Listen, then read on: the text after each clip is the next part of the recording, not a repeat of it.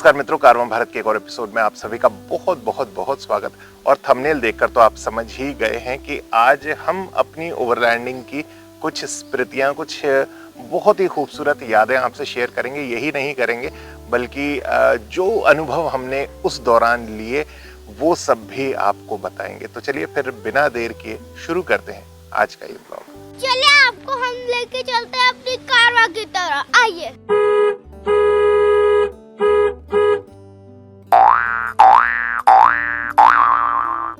वो रही अपनी कैरावैन। हमने सोचा यहीं पे ही रुके, तो यहीं पे ही कैंपिंग करने का सोचा और फिर कैंपिंग की यहीं।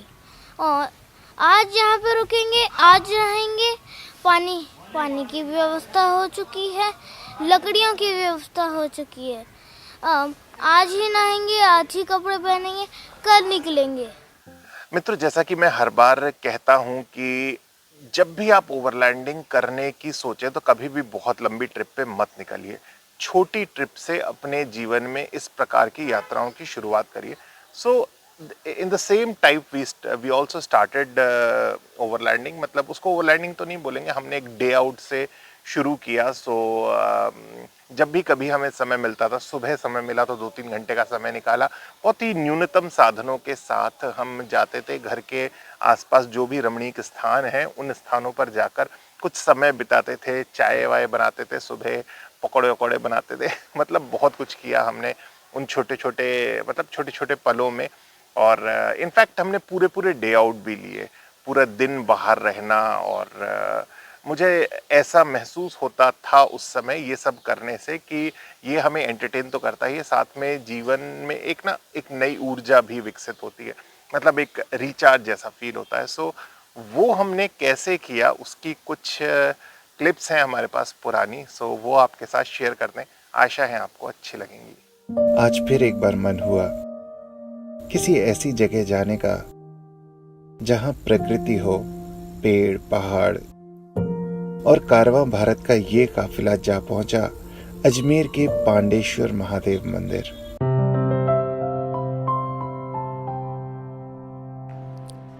तो ये है जी पुष्कर का पांडेश्वर महादेव मंदिर, जहां हम पहुंच गए थे सुबह लगभग 4:30-5 बजे के आसपास। और उसके बाद सुबह की एक्टिविटीज़ हैं।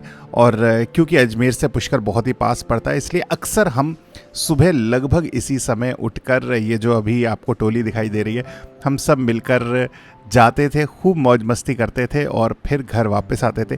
सो एक रिचार्ज जैसा हमें इंस्टेंट मिल जाता था और जो शेष जीवन का आनंद आता था वो तो आता ही था। यहाँ से मुझे लगता है कि वो जो ओवरलैंडिंग का छोटा सा कीड़ा हमारे मन में था, उसको कहीं ना कहीं, उसकी तृप्ति हम कहीं ना कहीं करने की पूर्ति करते थे और शेष तो बस आनंद ही आनंद।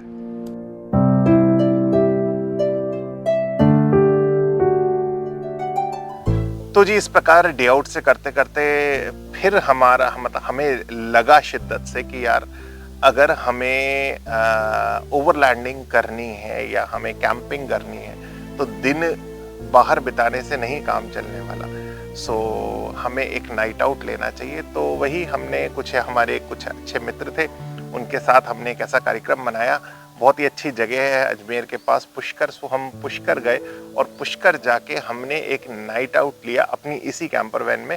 सो बहुत अच्छा वो समय था। और फिलहाल पहले तो आप इसकी कुछ क्लिप देखिए कि हम कैसे वहां पहुंचे, कैसे चीज़ों को वहां पर असेंबल किया। और उसके बाद बताऊंगा कि पहली रात का हमारा जो अनुभव था ओवरलैंडिंग का वो कैसा था। जीवन में कुछ अच्छा, कुछ अलग सा करने के लिए जरूरी नहीं कि बहुत लंबे रास्ते तय किए जाएं। हमने भी यही सोचा और पहुंच गए पुष्कर की ओर, इस प्राकृतिक, सुंदर और मोहक वन्य भूमि की ओर। रात की ठंड का इंतजाम हमने शाम से ही करना शुरू कर दिया। जमीन साफ की और फिर बसने लगा जंगल में हमारा छोटा सा आशियाना।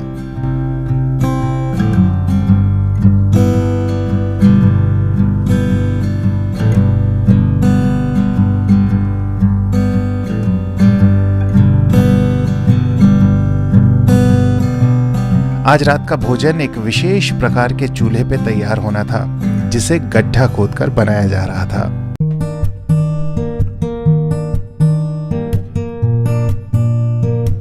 जैसा कि मास्टर शेफ ने हमको कहा था बारीक बारीक धनिया काटा जाना चाहिए। ये देखिए आप, बारीक धनिया काट कर हमने तैयार कर दिया है। और इस तरफ जैसा मास्टर शेफ का निर्देश था, ये बारीक प्याज यहाँ काटे गए हैं और ये बारीक टमाटर।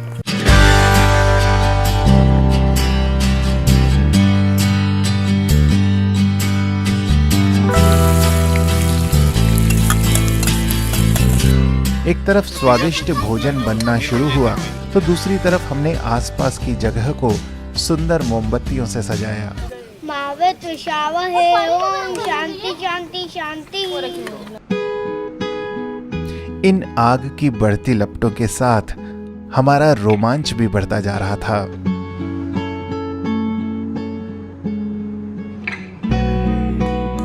और फिर दौर शुरू हुआ अंताक्षरी का।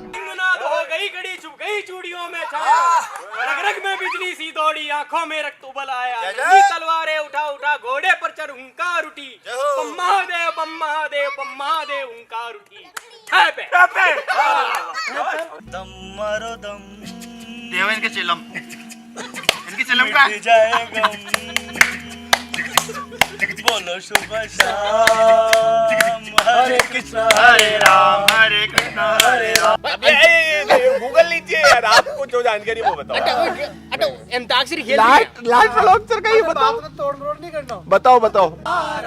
आके यारे और तेरा बाप बड़ा लेके खड़ा डंडा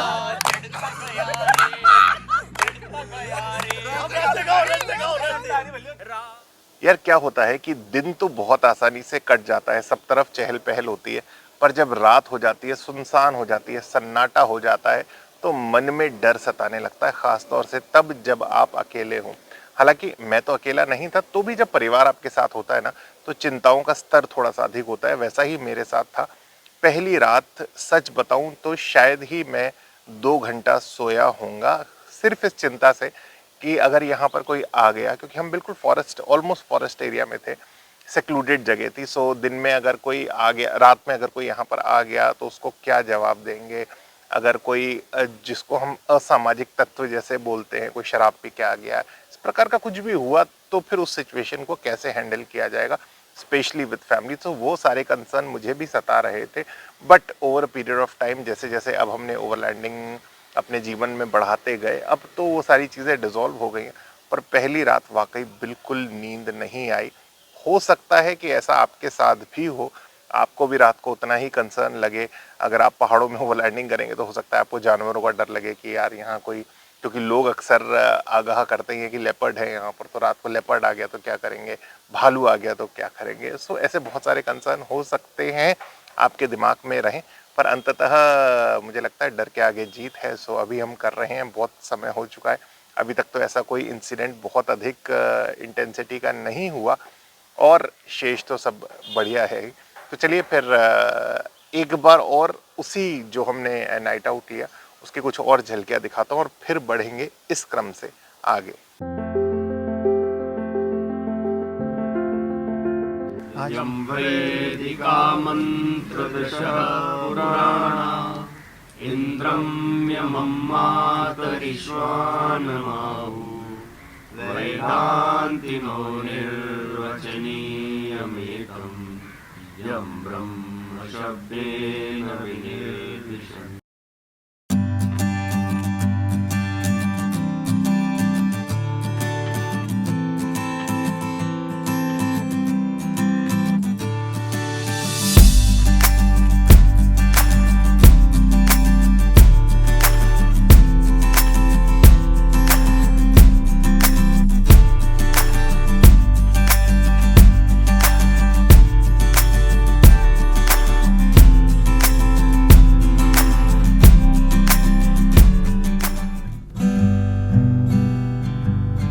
बारी बारी से स्नान और फिर आज सुबह का नाश्ता।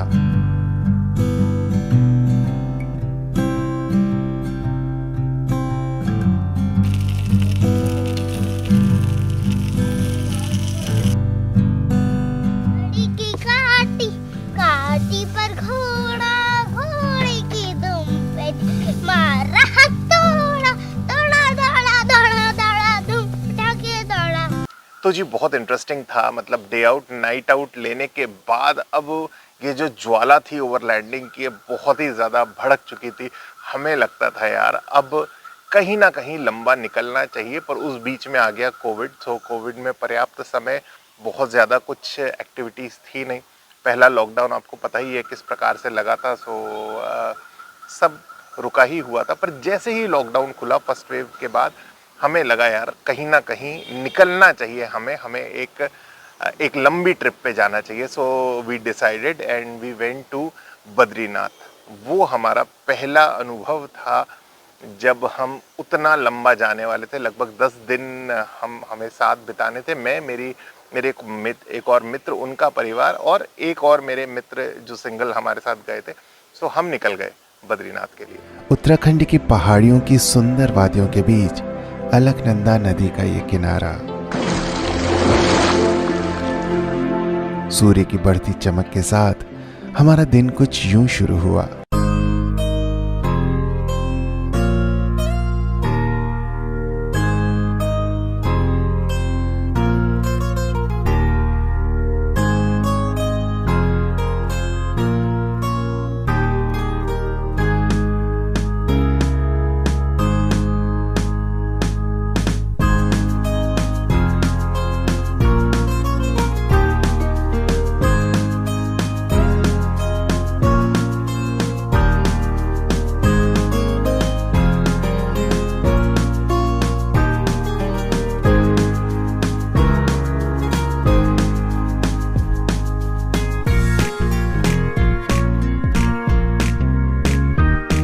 सुबह चाय की चुस्कियों का आनंद लेने के बाद अब बारी थी घर को साफ करने की।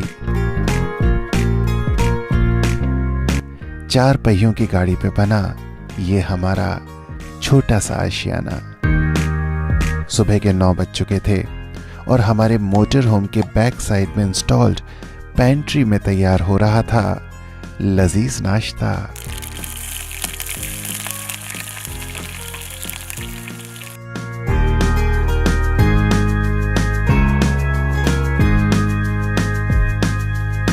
और अब बारी थी स्नान की, जिसके लिए हमने चुना था ये नायाब तरीका।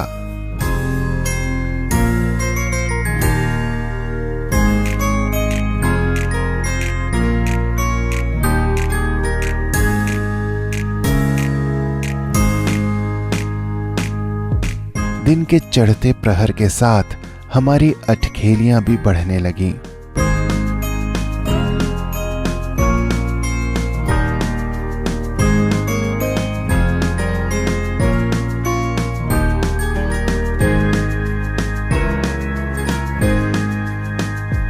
तो जी इस प्रकार बद्रीनाथ की ट्रिप हमारी बहुत ही अच्छी रही। और जब भी आप पहली बार कोई काम करते हैं तो जीवन में बहुत सारे अच्छे अनुभव मिलते हैं, बहुत सारा कुछ सीखने को मिलता है। ऐसा ही हमारे साथ हुआ। कुछ चीज़ें जो हमें, मुझे लगता है आपके लिए भी उपयोगी हो सकती हैं। उनमें से एक तो जो सुबह सुबह का नेचर्स कॉल होता है ना, उसके लिए कई बार बहुत पुख्ता नियोजन हमारे पास होता नहीं है। पहली रात बीत जाती है और अगले दिन की सुबह होती है, तो हमें बहुत ही परेशानी का सामना करना पड़ सकता है अगर आपके पास कोई प्रॉपर उसके लिए तैयारी नहीं है। एक तो वो सोच के जाएं कि भाई नेचर्स कॉल के लिए आप क्या करने वाले हैं। उसके बाद पानी का स्टोरेज हमारे पास कई बार पर्याप्त नहीं होता। कई बार तो हाथ धोने के लिए पानी हमारे पास, हमें लगता है यार हम तो सिर्फ पीने का पानी लाए थे, बिस्लरी की बॉटल्स ही हैं, हाथ किससे धोएं, बर्तन किससे धोएं। ये मुझे मतलब पानी बहुत इंपॉर्टेंट चीज़ है कैंपिंग के लिए, जैसा कि मैं हर बार आपको बताता ही हूँ। शेष मुझे लगता है कि कम लोग थोड़ा सा अगर ट्रैवल करेंगे तो आप ज़्यादा इजी कम, जैसे कि अगर आपके बच्चे हैं, आप भी हैं और बच्चे छोटे हैं, तो उनकी भी रिस्पॉन्सिबिलिटी होती है, आपकी सेल्फ अपने प्रति भी रिस्पॉन्सिबिलिटी होती है, क्योंकि पहली बार आप कैंपिंग कर रहे होते हैं तो चीज़ें थोड़ी सी मेस्ड अप होती हैं। पहली बार अगर हो सकता है तो बच्चों को माता पिता के, मतलब अपने माता पिता के पास छोड़ के जाएं, या कहीं अगर वो रह सकते हैं तो।